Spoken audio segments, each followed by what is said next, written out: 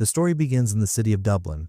Margaret is a 43-year-old woman who is extremely lonely in her life. There's always a silence and sadness on her face. She runs a secondhand clothing store where old clothes and other used items are sold. Margaret's daily routine is completely fixed. She goes from home to her shop, works there, and then visits a swimming pool for her peace of mind. Swimming is her hobby. Under the water, she finds a different kind of comfort far away from the noise of the world. In the depths of the water, she's able to forget all her worries for a few moments. That same afternoon, Matt, her ex-husband, suddenly shows up at her shop. Seeing Matt after so many years makes Margaret uncomfortable. The two of them go to a nearby cafe to talk. While sitting in the cafe, Matt gives Margaret news that she never expected. Matt tells her that their son Patrick, who is now 18 years old, has been missing for the last 2 weeks. The police are searching for him, but no trace of him has been found so far. Here, we learn that Margaret had left her son Patrick when he was very young. The guilt of leaving her child as a mother is still alive somewhere inside her. Hearing the news of her son's disappearance leaves her stunned. She tells Matt that she has no idea where Patrick could be because they have had no contact for years. Matt leaves, but Margaret becomes deeply disturbed. That night, she stays at the shop until late. She takes out an old photograph of her son and sticks it on the shop door, hoping that someone might recognize him and provide some information. As she closes the shop and leaves for home, her attention is drawn to a young man. The young man is lying unconscious on the ground and is badly injured. Blood is flowing from his hand. He is homeless, wandering, and looks quite rough and tough. Margaret cannot ignore him in that condition. Perhaps she sees a glimpse of her missing son in him, or maybe out of simple humanity. She helps him and brings him into her house. She lays him on the couch and notices that a large piece of glass is lodged in his hand. Margaret carefully removes the glass, cleans the wound, and bandages it. Then she goes to the kitchen to get some water and food for him. But when she returns, she sees that the couch is empty. The young man is gone. Margaret goes outside to look for him, but he has already disappeared into the darkness. The next morning, Margaret receives a phone call from Matt. His voice sounds heavy. He tells her that the police have found Patrick, but he is no longer alive. His body was found in a canal. The news hits Margaret like a bolt of lightning. Matt tells her when the funeral will take place, but he also coldly says that it would be better if she did not come. He says that he does not want any drama there. To escape her grief, she goes back to the swimming pool. She holds her breath underwater and lies at the bottom of the pool. When she comes out of the pool, she notices the same young man near the locker room. He had also come there to swim or take a bath. Margaret recognizes him and waits for him. When Joe comes out, Margaret walks up to him and asks how his hand is doing now. Joe is a little surprised at first, but then he recognizes that she is the same woman who helped him. He thanks her. While talking, Margaret learns that Joe has no place to stay. Margaret, already broken by the news of her son's death and surrounded by the unbearable silence of her home, makes Joe an offer. She says, "There is an empty room in my house. If you want, you can stay there. I won't ask you for rent. Just stay there." For Joe, who had been wandering the streets, this was nothing less than a blessing. He immediately agrees. Margaret brings him to her house and gives him the upstairs room. She tells him that the kitchen and bathroom are downstairs, so he will have to come down whenever he needs them. In the beginning, there is an awkward distance and hesitation between them. Joe is a troubled young man who uses drugs and steals with his friends. On the very first night, when Margaret goes outside to feed her cats, Joe takes the opportunity to steal money from her purse. Margaret later realizes that the money is missing, but she does not say anything to Joe. She wants to keep him in her life, even if she has to overlook his flaws. That night, she notices that Joe has fallen asleep on the couch while watching TV. Margaret quietly turns off the TV and covers him with a blanket. But as she's going upstairs, Joe opens one eye and watches her from behind. The next morning, a government officer arrives at Margaret's house. She's asking questions about Margaret's former tenant, Andrew. Andrew had abandoned his wife and child and run away from his responsibilities. The officer suspects that Margaret is still in contact with him. A red car, which used to belong to Andrew, is parked outside the house. The officer asks about the car. Margaret becomes nervous. She does not know how to answer. Just then, Joe comes out of the house and confidently tells a lie. "This car is mine. I bought it from that man." Joe's lie saves Margaret from trouble. The officer believes him and leaves. Margaret breathes a sigh of relief and thanks Joe. Feeling grateful, she hands him the car keys and says that he can drive it if he wants. Joe takes the car and goes out for a drive while Margaret heads toward her shop.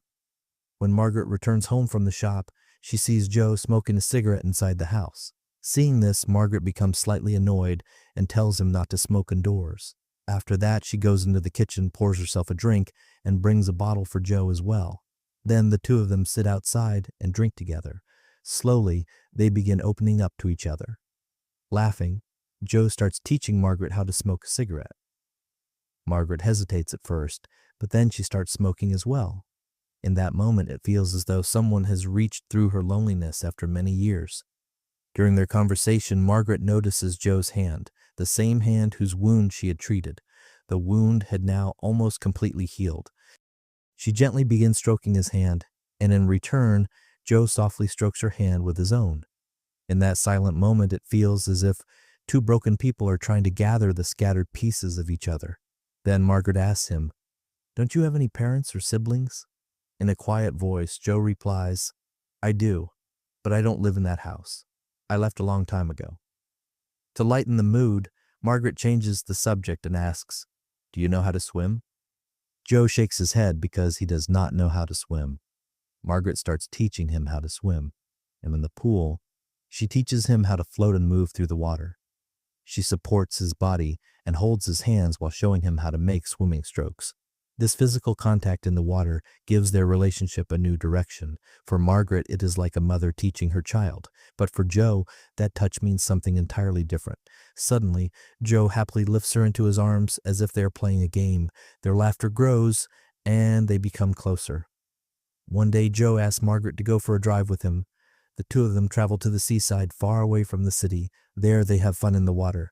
Joe suggests a game of holding their breath underwater. He explains that when he was younger, he used to hold his breath underwater to escape all his bad memories.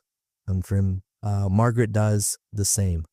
She sinks beneath the water and stays there for quite a long time because she has long been used to hiding in the silence of the water to escape her grief and the noise of the world. Joe becomes frightened and pulls her back to the surface. In that moment, a deep emotional connection forms between them. Joe moves closer to her and touches her neck.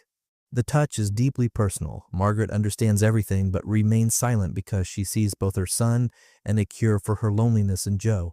All she wants is for Joe to stay with her forever. But Joe also has another life. He still meets with the boys from his gang. They spend their time fighting and causing trouble on the streets. One day, Matt meets Margaret again. He's also unhappy with his life and wants to reconnect with her. He takes Margaret to a hotel, and they spend the night together. Margaret is so lonely in her grief over her son that she feels Matt might be the only person who can share her pain. It is with that hope that she goes to the hotel with him. However, Margaret realizes that she no longer feels any connection with Matt. There is only emptiness. The next day, Matt comes to Margaret's shop carrying some of Patrick's old clothes. He says, "These were lying at home. I thought I should give them to you." Margaret takes the clothes home and tells Joe that he can wear whichever ones fit him. Joe puts on one of the shirts. The moment Margaret sees Joe wearing her late son's shirt, her heart fills with emotion. Joe's build is almost exactly like Patrick's. For a moment, Margaret feels as if her son is standing right in front of her. She cannot control her emotions and goes up behind Joe and hugs him. She holds him tightly, as though she has finally gotten her lost son back. Joe does not understand why Margaret is becoming so emotional, but he does not pull away from her. That night, Joe is not in his room. While looking for him, Margaret goes into the bathroom. There, she finds Joe sitting in the bathtub. He looks deeply troubled and sad. Perhaps he had a fight with the boys from his gang. Without saying a word, Margaret kneels beside the bathtub. She picks up a sponge and slowly begins washing Joe. The water droplets and Margaret's touch begin filling the emptiness inside him. Joe remains silent, and as the water flows around them, Margaret's hand moves beyond the boundaries where something begins to take shape between a broken heart and a lost sense of motherhood, something neither of them knows how to name. The next day, Margaret attends a charity party hosted by one of her friends. Matt is also there. He is drunk and tries to get close to Margaret. Just then, Joe arrives with his friends and becomes jealous when he sees Matt with Margaret. When they leave the party, Matt provokes Joe Joe loses his temper and punches Matt hard in the face. Then Joe angrily walks away. Margaret returns home exhausted, but in the middle of the night she hears unusual sounds coming from the upstairs room. She slowly climbs the stairs. Looking through a crack in the door, she sees Joe in his room with a girl. They are very close to each other. For a moment, Margaret closes her eyes. She holds her breath and quietly returns to her own room without making a sound. The next day, Margaret lies motionless in the bathtub, but a storm is raging inside her mind. She feels ashamed of herself. She believes she is the worst mother in the world. The burden of Patrick's death feels as heavy as a stone on her chest, and she continues sinking deeper into guilt. Just then, Joe quietly enters and sits beside the bathtub. He does not ask any questions. He simply places his hands gently on Margaret's shoulders. His fingers touch her neck, as if he is soothing old wounds. Two silent souls are searching for shelter in each other. Without saying a word, Joe removes his clothes and steps into the water. Margaret does not stop him. Instead, she moves closer to him in the water. Their breaths begin to steady each other, and in that moment, the line between grief and desire disappears forever. But the real turning point in the story comes when Matt begins to grow suspicious. Matt learns that Joe had been wearing Patrick's shirt. His suspicion turns into certainty that Margaret is living with this young man and giving him the place of her son. One night, Matt finds Joe in a pub. He's drunk, and Joe asks him what he wants from Margaret. When Joe tries to ignore him and leave, Matt attacks him from behind. He beats Joe badly. Joe is seriously injured. Meanwhile, in the silence of the house, Margaret receives a voicemail. It is from Joe's mother, whose voice is filled with desperation. "I know my son is with you. Please talk to me." Hearing the message sends a chill through Margaret. After all, who could understand the pain of a mother searching for her lost son better than her? But fear keeps her silent. And late that night, Joe returns home injured. His face is swollen, and his body is covered in bruises. Margaret begins to cry when she sees him. She realizes that all of this is happening because of her. Matt's jealousy and her own choices have brought Joe to this condition. She immediately takes him to the hospital. While Joe is being treated, Margaret sits in the waiting area. She keeps hearing the desperate voice of Joe's mother, a mother longing for news about her son. In that moment, Margaret's conscience awakens, and she finally understands the bitter truth. All this time, she has been trying to keep her dead son Patrick alive through Joe. She has been using Joe to fill the emptiness left behind by her motherhood and her loneliness. But the reality is that Joe's home is not with her. It is with his own mother. The moment this realization hits her, she cannot hold back any longer. With a trembling hands, she takes out her phone and calls Joe's real mother, telling her that her son is here in the hospital. After that, Margaret quietly walks away without saying anything to Joe. She returns to the same world that is surrounded only by her loneliness and the deep silence of her sorrow. And with that silence, the movie comes to an end.